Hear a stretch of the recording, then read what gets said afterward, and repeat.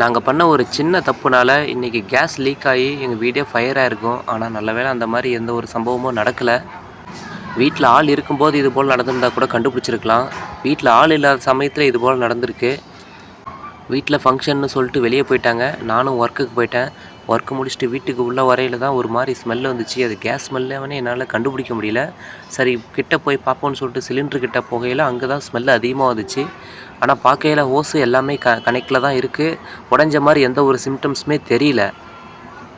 சரி கழட்டி பார்க்கலான்னு சொல்லி தொட்டால் அந்த ஹோஸ் வந்து உடஞ்சி கையோடு வந்துடுச்சு. மைல்டாக கிராக் ஆகிருக்கும் போல். நான் தொட்ட உடனே அது கையோடு உடஞ்சி வந்துடுச்சு.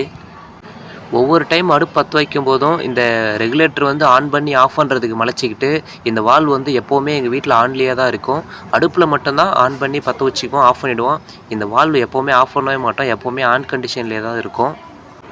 இந்த வால்வ் ஆஃப் பண்ணி வச்சுருந்தோம் அப்படின்னா இந்த ரெகுலேட்டரே 100% உடஞ்சிருந்தாலுமே வந்து கேஸ் லீக் ஆகிருக்காது. நாங்கள் பண்ண தப்பு அதுதான். இந்த வால்வ் வந்து ஆஃப் பண்ணாமல் விட்டுட்டோம், ஆன்லேயே விட்டுட்டோம். அடுப்பு வந்து யூஸ் பண்ணி முடிச்சிட்டிங்க, வேலை முடிஞ்சிருச்சு அப்படின்னா தயவு செஞ்சு இந்த வால்வு வந்து ஆஃப் பண்ணி வைங்க. ஏன்னா இந்த மாதிரி பிரச்சனை எப்போ நடக்கும்னே தெரியாது. வீட்டில் சின்ன பசங்க விளையாடும் போது ஏதாவது அந்த ஹோஸ் மேலே ஏதாவது போட்டு தட்டிட்டானுங்களா, இல்லை பொருள் ஏதோ அது மேலே விழுந்துருச்சா. ஆனால் வந்து அது கம்ப்ளீட்டாக உடைய கிடையாது. சும்மா ஒரு மைல்டான கிராக் ஆகிட்டு அப்படியே நின்றுட்டுருக்கு. ரொம்ப மைல்டான அளவு தான் கேஸ் லீக் ஆகிட்டுருக்கு. கேஸ் வந்து ஃபுல்லாக லீக் ஆக கிடையாது, ஒரு மைல்டான அளவில் லீக் ஆகிட்டு இருந்திருக்கு. நான் வந்து ரூமை திறக்கும் போது தான் நானே கண்டுபிடிச்சேன். ரெகுலேட்டர் ஹோஸுமே புதுசு வாங்கியாச்சு. இந்த பழைய ஹோஸ் மாட்டுற பாருங்கள். இந்த ரெகுலேட்டரோட மெட்டல் நாப் வந்து உடஞ்சி உள்ளே மாட்டிச்சு.